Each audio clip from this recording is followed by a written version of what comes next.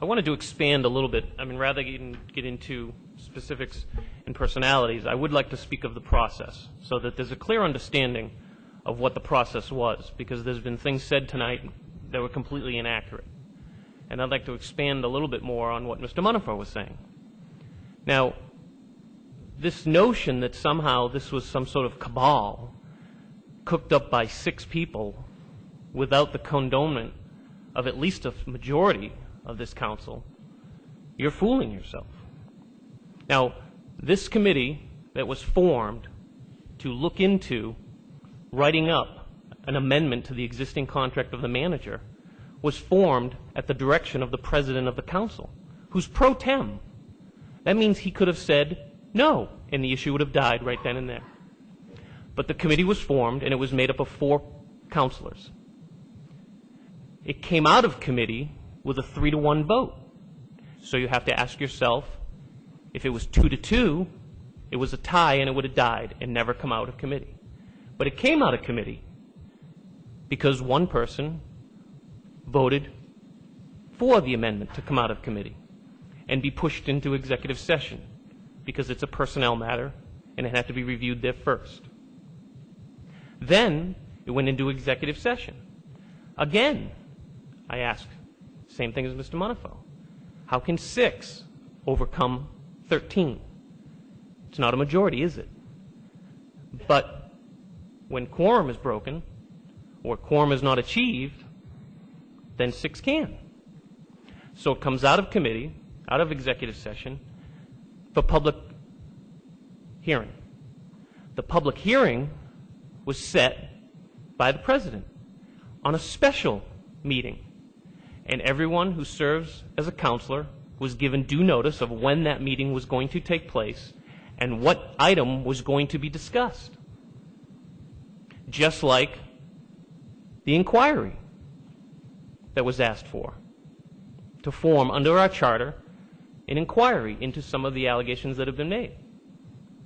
And that night, that vote, people were in full attendance. 13 came out. It actually was moved from the agenda list to the first item to be spoken, so that a particular member could vote and then go home because he felt very sick. So they came in force to shut down an inquiry for openness, to let the public know what's going on and what we wanted the answers for.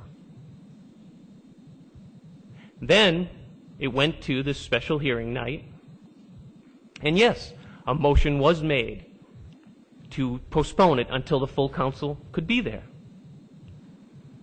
And it did not pass because they did not have the numbers.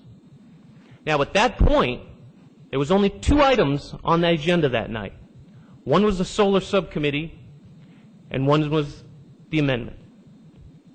At that point, if 3 people walk out, quorum is broken, and the meeting ends right then and there, and any agenda items automatically get moved to the next meeting.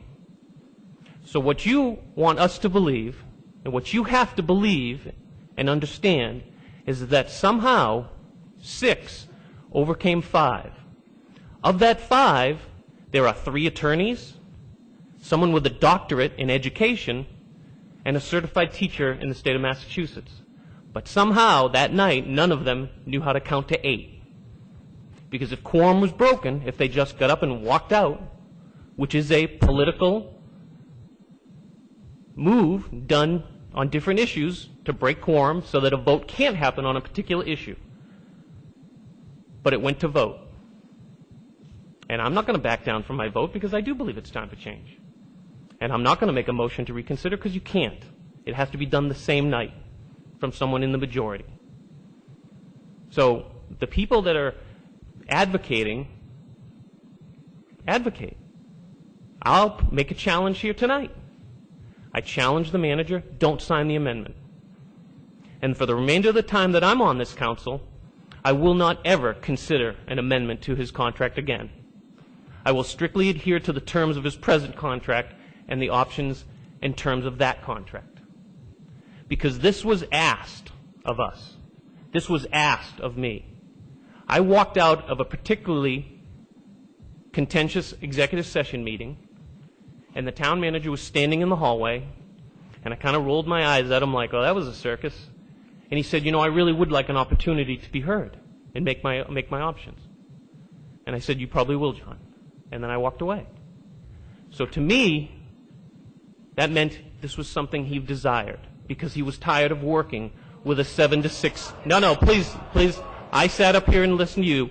I know we need to be lectured on bullying, but when you shout down a crowd, that's not bullying, right? Now, I did not say he was physically tired. That misinterpretation. I said he was tired of being attacked. He was tired of working with a council that's 7 to 6 and split. He would much rather prefer to work with a council that's 10 to 3 or 9 to 5. And it may be, and I'm a full supporter of the process, absolutely. Democracy rules. But I took the time to collect the signatures. I took the time to get on the ballot. I formed a committee. I raised money to get involved. Because when I was on the ZBA, I saw things that were done with the administration of this town that I thought were wrong and up on this council, and I wanted to be a part of it and no longer sit on the sidelines.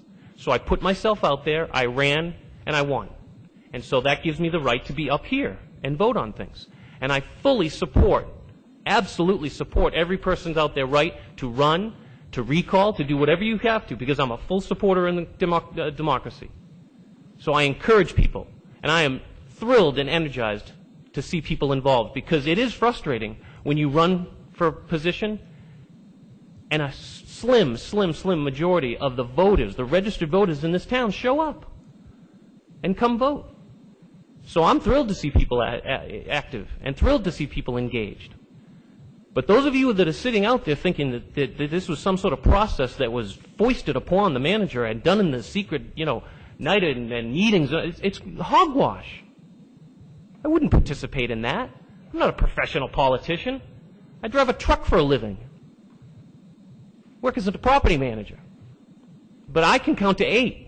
And if it was an item I wanted to break that night, I'd have got up and walked out. But they didn't.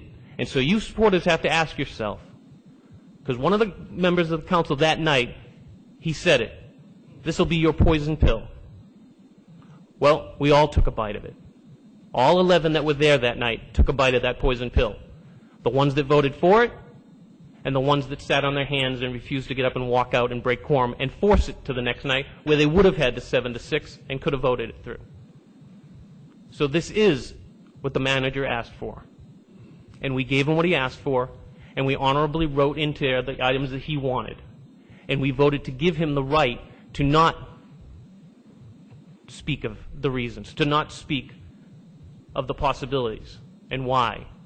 And so we've been asked by his attorney, we've been threatened by his attorney not to speak publicly and give any reason as per the items that are in his amendment, which he asked for and we gave him. So, like I said, don't sign it.